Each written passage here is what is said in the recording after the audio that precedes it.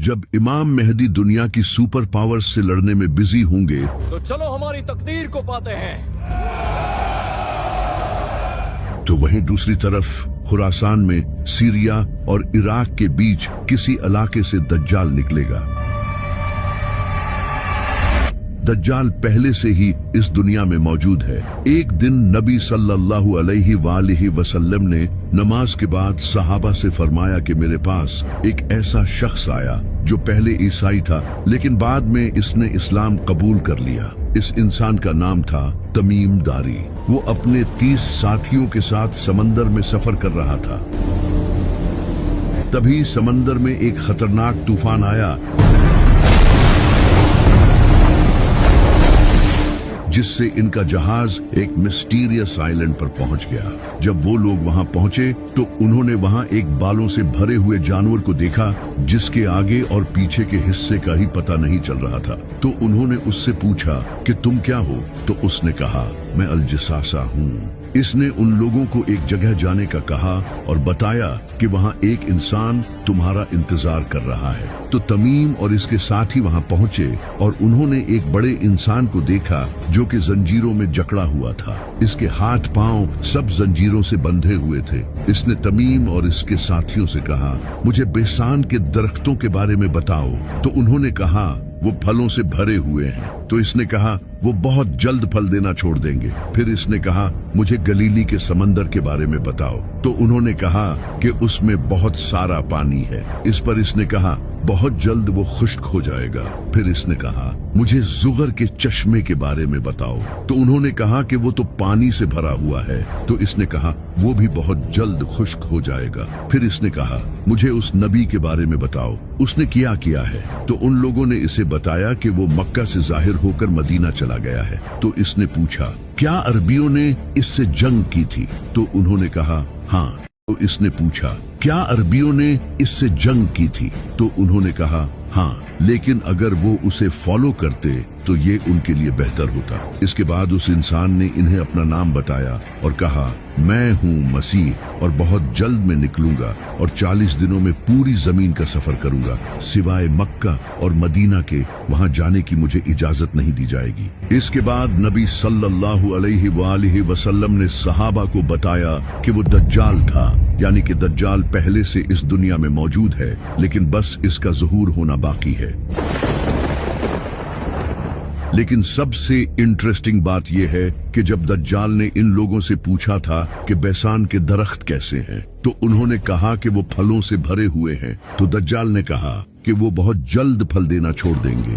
बैसान आज फिलिस्तीन के नॉर्थ में एक हिस्टोरिकल शहर है जिसे आज बेट शेहान कहा जाता है। कमाल की बात यह है कि आज वहां आबादी बढ़ने और पानी की कमी की वजह से एग्रीकल्चरल एक्टिविटी कम होती जा रही है, खास तौर पर खजूर के दरख्त जो कि तकरीबन खत्म ही हो चुके हैं। इसी तरह दज्जाल ने कहा था कि गैलीली का समंदर भी खुश्क हो जाएगा। ये समंदर आज इसराइल और फिलिस्तीन के लिए फ्रेश वाटर का एक बहुत बड़ा जरिया है जिसे लेक टाइबेरियस भी कहा जाता है। लेकिन पिछले 50 सालों से इसका वाटर लेवल डेंजरस लेवल तक नीचे जा रहा है। इसराइल की हुकूमत ने कई बार वार्निंग दी है कि क्लाइमेट चेंज और ओवर यूज की वजह से ये खुश्क हो सकता है। इसी तरह दज्जाल ने कहा था कि जुगर का चश्मा भी खुश्क हो जाएगा जो कि आज जॉर्डन के डेड सी के करीब है। इस इलाके का स्प्रिंग सिस्टम भी क्लाइमेट चेंज और मिसमैनेजमेंट की वजह से कमजोर होता जा रहा है और जॉर्डन की वादियों के कई चश्मे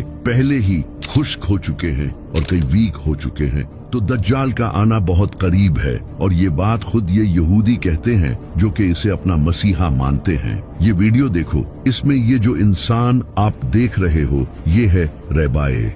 ये है रैबाए। ये यहूदियों का एक काफी बड़ा स्कॉलर है और ये कोई आम इंसान नहीं है बल्कि इसके अमेरिकन प्रेसिडेंट डोनाल्ड रीगन के साथ बड़े अच्छे रिलेशंस थे।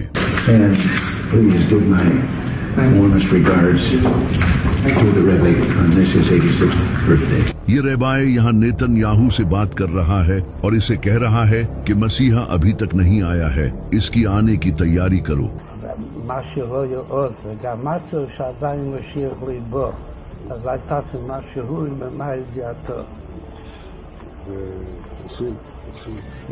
ये रेबाई आज के इजरायली प्रेसिडेंट नेतन्याहू को ये सब कह रहा है और इसी वजह से नेतन्याहू फलस्तीन में ये कत्ले-आम मचा रहा है और ग्रेटर इजराइल बनाने के पीछे पड़ा है। The whole Middle East changes. आप ये जानकर हैरान हो जाओगे कि ये नेतन्याहू वही इंसान है जो कि दज्जाल के आने का रास्ता बनाएगा, और ये बात यहूदियों के कई बड़े स्कॉलर्स मानते हैं, जैसा कि ये डोर बार लीब जो कि एक जूविश बिब्लिकल रिसर्चर है, इसका ये मानना है कि नेतन्याहू का ताल्लुक ज़करिया में लिखे हाउस ऑफ नाटन से है। ये दज्जाल से पहले आने वाला लीडर होगा। यहूदी इसे बाइबल में लिखे नेतन और शीमी से एसोसिएट करते हैं। इसी तरह यहूदियों के इसी रेबाए ने रिपोर्टेडली नेतन्याहू को खुद ये बताया है कि वो इसराइल का वही लीडर है जो इनके मसीहा यानी कि दज्जाल को इसका असा देगा। इसी तरह यहूदियों का एक और रेबाए लेवे सुद्री, वो भी नेतन्याहू को किंग सॉल के बेटे जोनाथन से कंपेयर करता है, जो कि इनके मसीहा के रास्ते आसान करेगा। इनके और कई रेबाए का ये कहना है कि ये दज्जाल के आने से पहले इसराइल का आखिरी प्राइम मिनिस्टर होगा। और ये सब तो clearly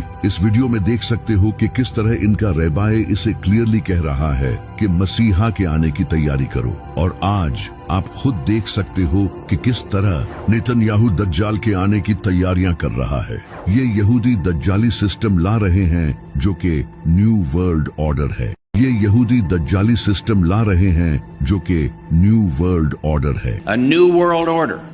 A new world order. यानी कि पूरी दुनिया में एक ही हुकूमत, Where diverse nations are drawn together in common cause. एक ही currency. We will have the kind of global governance that is necessary to ensure the stability and transparency of markets. और एक ही मजहब होगा जो कि आज होता नजर आ रहा है, जैसा कि इस वक्त अमेरिका पूरी दुनिया को कंट्रोल करने की कोशिश कर रहा है। We are America, second to none, and we own the finish line. Middle east पर ऑलरेडी अमेरिका का कंट्रोल है, सिवाय ईरान के। यूरोप पूरा अमेरिका के साथ खड़ा है, जो कि आज आप यूनाइटेड नेशंस की शक्ल में देख सकते हो, जहां कई बड़े कंट्रीज एक ही ऑर्गेनाइजेशन के अंडर हैं। और इंटरनेशनल मॉनिटरी फंड को तो सबसे ज्यादा अमेरिका ही कंट्रोल करता है, यानी कि पूरी दुनिया में सिर्फ एक ही हुकूमत होगी, जो कि आज मोस्टली अमेरिका की ही है। The 21st century is going to be the American century. इसी तरह पूरी दुनिया में एक ही करेंसी होगी, जो कि आज के टाइम में डॉलर है। और हर कंट्री की आज ये मजबूरी है कि इसे डॉलर में ही ट्रेड करना होगा। बड़े से बड़े कंट्रीज जैसा कि रशिया और चाइना भी डॉलर के मोहताज हैं, और इस डॉलर को भी अमेरिका ही कंट्रोल करता है। अगर अमेरिका किसी कंट्री पर सैंक्शंस लगा दे तो एक झटके में उस कंट्री की कमर टूट जाएगी। We're making a fortune with tariffs, $2 billion a day. Do you believe it? I was told $2 billion a day. इस वजह से अमेरिका के खिलाफ कोई खड़ा नहीं होता। इसके अलावा कैश को खत्म करके डिजिटल करेंसी को इंट्रोड्यूस कराया जा रहा है, और क्रिप्टो करेंसी जैसा कि बिटकॉइन को आज पूरी दुनिया की गवर्नमेंट्स एक्सेप्ट कर रही हैं। I became a fan of crypto. पूरी दुनिया में डिजिटल आईडीज और सर्वेलेंस सिस्टम लाया जा रहा है, जहां हर इंसान का डेटा हुकूमत के पास है। बायोमेट्रिक्स, आईडी कार्ड्स, इन सब से हुकूमत हर इंसान के बारे में जानती है। तो ये दज्जाली निजाम आज पूरी दुनिया में तेजी से बढ़ रहा है। ये दज्जाली निजाम आज पूरी दुनिया में तेजी से बढ़ रहा है। इस सब के बाद एक दिन दज्जाल खुरासान से निकलेगा और इन इलाकों में अपना फितना फैलाना शुरू करेगा। वो मुर्दों को जिंदा करके लोगों को दिखाएगा और लोग उसे खुदा मानने लगेंगे। जिस साल दज्जाल आएगा उस साल बारिशें बहुत कम होंगी और पूरी दुनिया में ड्राउट होगा, फसलें नहीं उगेंगी और फूड की काफी शॉर्टेज होगी। लोग भूखे मर रहे होंगे। वो जहाँ चाहेगा बारिश बरसाएगा और जमीन को कहेगा तो जमीन इसके लिए सब्जियां उगाएगी, यानी कि वो नेचर को कंट्रोल करेगा। और ये सब वो एक टेक्नोलॉजी का यूज करके करेगा जिसे आज हम क्लाउड सीडिंग कहते हैं। Although cloud seeding, इस टेक्नोलॉजी को आज कई कंट्रीज यूज कर रहे हैं, जैसा कि दुबई, सऊदी अरब, चाइना और अमेरिका। इस टेक्नोलॉजी का यूज करके उन इलाकों में भी बारिश करवाई जा सकती है जहां फसलें नहीं उगती। इसी वजह से अरब कंट्रीज इस टेक्नोलॉजी पर हैवी इन्वेस्टमेंट कर रहे हैं क्योंकि वहाँ बारिशें बहुत कम होती हैं। इसमें प्लेन्स के थ्रू बादलों में पार्टिकल्स छोड़े जाते हैं जिससे बारिश होती है। पाकिस्तान ने भी क्लाउड सीडिंग का यूज करके बारिश करवाई थी। आज अल्हम्दुलिल्लाह पाकिस्तान की पहली आर्टिफिशियल रेन हो गई है और इसी तरह दज्जाल भी मोस्ट लाइकली इसी टेक्नोलॉजी का यूज करके मौसम को कंट्रोल करेगा। इसी तरह दज्जाल मुर्दों को जिंदा करेगा। इमाम जाफर सादिक अलैहिस्सलाम ने फरमाया, दज्जाल एक इंसान से कहेगा कि अगर मैं तुम्हारे माँ बाप को जिंदा कर दूं तो क्या तुम मुझे खुदा मान लोगे? तो वो इंसान कहेगा हाँ। इसके बाद दो शैतान इसके माँ बाप के रूप में आएंगे और उसे कहेंगे कि ये तुम्हारा खुदा है, इसे फॉलो करो। तो वो ये सब शायद से AI का यूज करके ही करेगा। जिस तरह आज AI का यूज करके आप किसी भी इंसान का face exact same to same बना सकते हो, जिस तरह आज AI का यूज करके आप किसी भी इंसान का face exact same to same बना सकते हो और यहाँ तक कि इसकी आवाज भी क्लोन कर सकते हो। इसके अलावा होलोग्राफिक प्रोजेक्शन टेक्नोलॉजी से तो आप किसी इंसान को भी क्लोन करके अपने सामने खड़ा कर सकते हो और इससे बात तक कर सकते हो। आज AI ग्लासेस से ये चीज आपके सामने हो रही है। The next generation of Ray-Ban Meta smart glasses. और इसी तरह रोबोटिक टेक्नोलॉजी भी काफी प्रोग्रेस कर रही है जिससे फ्यूचर में काफी रियलिस्टिक रोबोट्स भी बनाए जा सकते हैं। लेकिन जो सबसे कमाल की टेक्नोलॉजी है वो है न्यूरालिंक। Neuralink ये कंपनी ऐसी चिप्स डेवलप कर रही है जिसे इंसानों के ब्रेन में लगाकर उनके ब्रेन की कैपेबिलिटीज बढ़ाई जा सके। अब अगर किसी इंसान के ब्रेन में ऐसी चिप्स लगा दी जाए जिससे इसे किसी भी तरह का इल्यूजन दिखाया जा सके तो इसे ये भी दिखाया जा सकता है कि इसके सामने इसके पेरेंट्स जिंदा हो रहे हैं। और कमाल की बात तो ये है कि न्यूरालिंक ने इसे ह्यूमन पर सक्सेसफुली टेस्ट भी कर लिया है और अब वो इसे और ह्यूमंस पर टेस्ट करने वाले हैं। दज्जाल भी इनमें से किसी एक टेक्नोलॉजी का यूज करके इल्यूजन क्रिएट करेगा। इसके साथ 70,000 यहूदी होंगे और इसके फॉलोअर्स में ज्यादातर औरतें और गरीब लोग होंगे जिनके पास ज्यादा इल्म नहीं होगा और कई मुसलमान भी इसे अपना खुदा मान लेंगे जिन्हें दज्जाल का पता भी होगा, लेकिन फिर भी वो इस फितने में आ जाएंगे। नबी सल्लल्लाहु अलैहि वसल्लम ने फरमाया था कि आदम से लेकर दज्जाल तक इससे बड़ा फितना कभी नहीं आया और कोई ऐसा नबी नहीं गुजरा जिसने अपनी कौम को दज्जाल से वार्न न किया हो। ये इतना बड़ा फितना होगा यहाँ तक कि नबी सल्लल्लाहु अलैहि वसल्लम भी अपनी नमाजों में दज्जाल के फितने से अल्लाह की पनाह मांगा करते थे। इसी वजह से आप सल्लल्लाहु अलैहि वसल्लम ने फरमाया था कि जो भी दज्जाल के बारे में सुने वो इससे दूर रहे, क्योंकि अगर कोई इंसान खुद को मोमिन समझकर इसका मुकाबला करने भी आया तो फिर भी वो इसके साथ मिल जाएगा। ये इतना बड़ा फितना होगा क्योंकि इसके पास भी अपनी जन्नत और दोज़ख होगी। अगर कोई इंसान खुद को मोमिन समझकर इसका मुकाबला करने भी आया तो फिर भी वो इसके साथ मिल जाएगा। ये इतना बड़ा फितना होगा क्योंकि इसके पास भी अपनी जन्नत और दोज़ख होगी। इसकी दोज़ख हकीकत में जन्नत होगी और जन्नत हकीकत में दोज़ख होगी, यानी कि ये एक इल्यूजन होगा जो कि वो होलोग्राफिक प्रोजेक्शन और AI टेक्नोलॉजी का यूज करके दिखाएगा। दज्जाल के इस फितने में लाखों लोग आने लगेंगे और वो पूरी दुनिया में हर जगह जाएगा सिवाय मक्का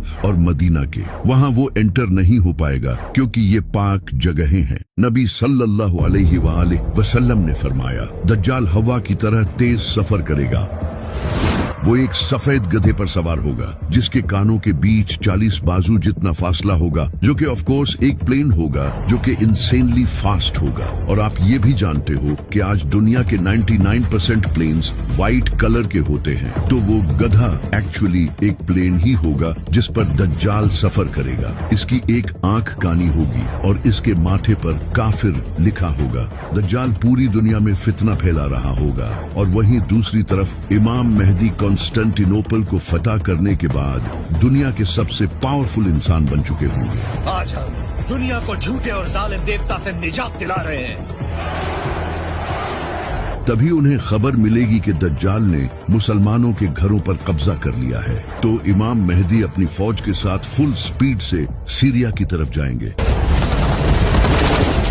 लेकिन जब वो वहां पहुंचेंगे तो दज्जाल सीरिया पर कब्जा कर चुका होगा। अब इमाम मेहदी के सामने दज्जाल जैसी ताकत होगी जिससे इनके लिए लड़ना काफी डिफिकल्ट होगा। तब अल्लाह एक ऐसे इंसान को इस दुनिया में भेजेगा जो कि दज्जाल का मुकाबला करेगा, जिसे अल्लाह ने कुरान में अपनी रूह कहा है, हजरत ईसा अलैहिस्सलाम।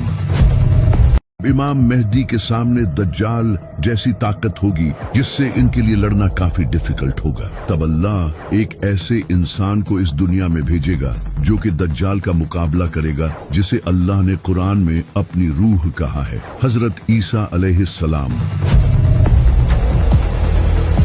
वो दमास्कस की ईस्टर्न साइड पर सफेद मीनार वाली मस्जिद पर 2 फरिश्तों के परों पर हाथ रखे हुए उतरेंगे। उन्होंने जाफरान से रंगे हुए 2 कपड़े पहने होंगे। इनके सर से पानी के कतरे गिर रहे होंगे। जिस मस्जिद पर हजरत ईसा अलैहिस्सलाम उतरेंगे, उस मस्जिद में इमाम मेहदी अपनी फौज के साथ नमाज की तैयारी कर रहे होंगे। हजरत ईसा अलैहिस्सलाम मस्जिद में एंटर होंगे तो इमाम मेहदी उन्हें जमात करवाने के लिए आगे करेंगे। तो हजरत ईसा अलैहिस्सलाम कहेंगे कि इकामत तुम्हारे लिए हुई है, तुम इस उम्मत के लीडर हो। तो फिर इमाम मेहदी जमात करवाएंगे। नमाज के बाद इमाम मेहदी लीडरशिप हजरत ईसा अलैहिस्सलाम के हवाले कर देंगे। फिर हजरत ईसा अलैहिस्सलाम फौज तैयार करेंगे, क्योंकि दज्जाल के साथ भी बहुत बड़ी फौज होगी। इसके साथ दुनिया की गवर्नमेंट्स, टेक्नोलॉजी, सब कुछ होगा। हजरत ईसा अलैहिस्सलाम मुसलमानों को गाइड करेंगे। इन्हें देखकर मुसलमानों का हौसला और ज्यादा बढ़ जाएगा, क्योंकि अब इनमें एक नबी मौजूद होगा और शायद से हजरत ईसा अलैहिस्सलाम के पास कुछ स्पिरिचुअल पावर्स भी होंगी। इसी वजह से जब दज्जाल को पता चलेगा कि हजरत ईसा अलैहिस्सलाम इस दुनिया में आ चुके हैं, तो वो भागने की कोशिश करेगा। नबी सल्लल्लाहु अलैहि वसल्लम ने फरमाया, हजरत ईसा अलैहिस्सलाम को देखते ही वो नमक की तरह पिघलेगा और इसी तरह वो मकामे लुद पर पहुंचेगा और भागने की कोशिश करेगा। मकामे लुद जहां आज इसराइल का बेन गुरियन एयरपोर्ट है, यानी कि वो किसी प्लेन में भागने की कोशिश करेगा, लेकिन हजरत ईसा अलैहिस्सलाम वहीं उसे नेज़े से कत्ल कर देंगे, जिसके बाद इसका खून बहेगा और ये जाहिर हो जाएगा कि वो कोई खुदा नहीं बल्कि एक धोखेबाज इंसान था। इसका सारा हाई टेक इल्यूजन खत्म हो जाएगा। दज्जाल की मौत के बाद इसकी आर्मी भी कोलैप्स हो जाएगी। बहुत से लोग इसे छोड़कर फिर से इस्लाम कबूल कर लेंगे। कुछ भाग जाएंगे और कुछ लोग जो दज्जाल के फॉलोअर्स होंगे वो बीमारी से मर जाएंगे। हजरत ईसा अलैहिस्सलाम और इमाम मेहदी भी लोगों को दोबारा से दीन की दावत देंगे। पूरा दज्जाली सिस्टम भी खत्म हो जाएगा। हजरत ईसा अलैहिस्सलाम उस वक्त दुनिया के सबसे बड़े लीडर बन चुके होंगे। वो नबी सल्लल्लाहु अलैहि वसल्लम की शरीयत के मुताबिक हुकूमत करेंगे। नबी सल्लल्लाहु अलैहि वसल्लम ने फरमाया, हजरत ईसा अलैहिस्सलाम इस दुनिया में इस तरह इंसाफ भर देंगे जिस तरह पहले ये दुनिया नाइंसाफी से भरी हुई थी। इसके बाद लोग दोबारा जंग नहीं करेंगे।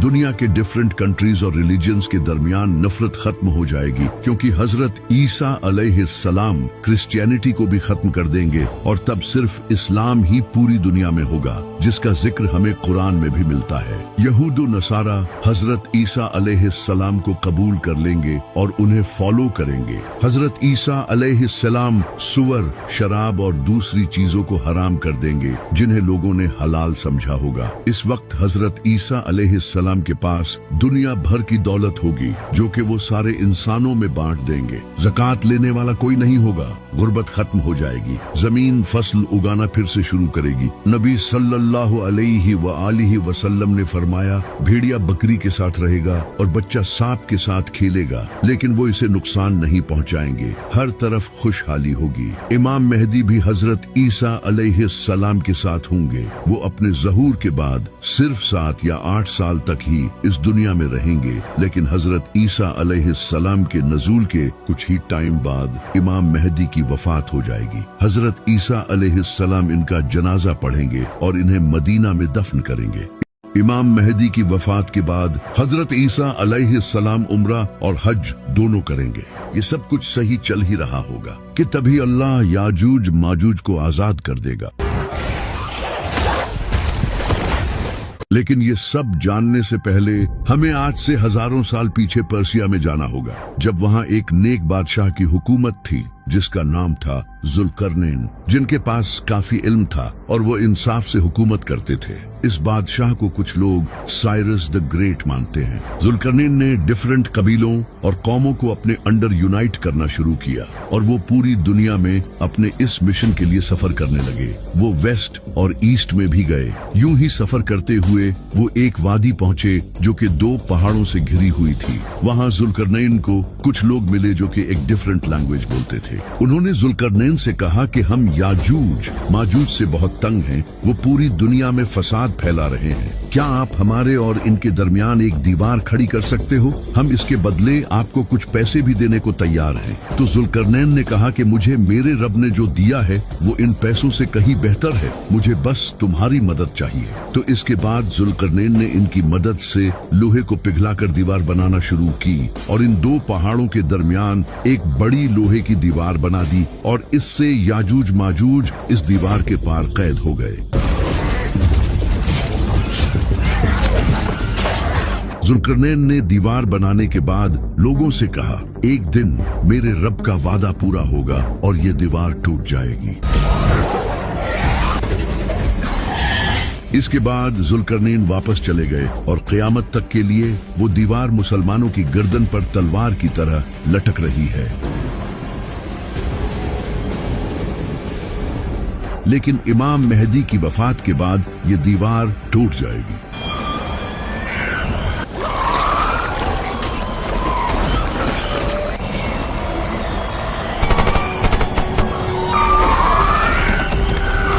अल्लाह हजरत ईसा अलैहिस्सलाम से कहेगा कि मैंने याजूज माजूज जमीन पर छोड़ दिए हैं, जिनसे कोई लड़ नहीं सकता, तो तुम मेरे बंदों को पहाड़ पर ले जाओ। तो हजरत ईसा अलैहिस्सलाम अपने साथियों को कोहे तूर पर ले जाएंगे, वही पहाड़ जहां हजरत मूसा अलैहिस्सलाम ने अल्लाह से बात की थी। याजूज माजूज पूरी दुनिया में तबाही मचाएंगे। वो पानी, फसल और जानवरों तक को खा जाएंगे। वो समंदर के पास से गुजरेंगे तो अगले लम्हे समंदर खुश्क हो चुका हो। याजूज माजूज जमीन को तबाही से भर देंगे। दूसरी तरफ हजरत ईसा अलैहिस्सलाम अपने साथियों के साथ पहाड़ पर ठहरे होंगे। वहां उन्हें भूख प्यास का सामना करना पड़ेगा। तो हजरत ईसा अलैहिस्सलाम अपने साथियों के साथ अल्लाह से दुआ करेंगे और अल्लाह इनकी इस दुआ को कबूल कर लेगा।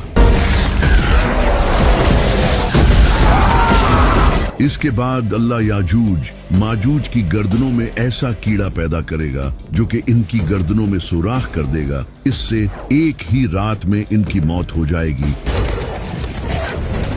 और पूरी जमीन इनकी लाशों से भर जाएगी। इसके बाद हजरत ईसा अलैहिस्सलाम दोबारा अल्लाह से दुआ करेंगे तो अल्लाह लंबी गर्दनों वाले परिंदे भेजेगा जो कि इनकी लाशों को उठाकर कहीं दूर ले जाएंगे, जिससे पूरी जमीन साफ हो जाएगी। इसके बाद इंसानियत का एक नया दौर शुरू होगा। हजरत ईसा अलैहिस्सलाम शादी करेंगे और इनके बच्चे भी होंगे। इसके बाद इनकी वफात हो जाएगी और उन्हें नबी सल्लल्लाहु अलैहि वसल्लम के बिल्कुल साथ मदीना में दफन किया जाएगा।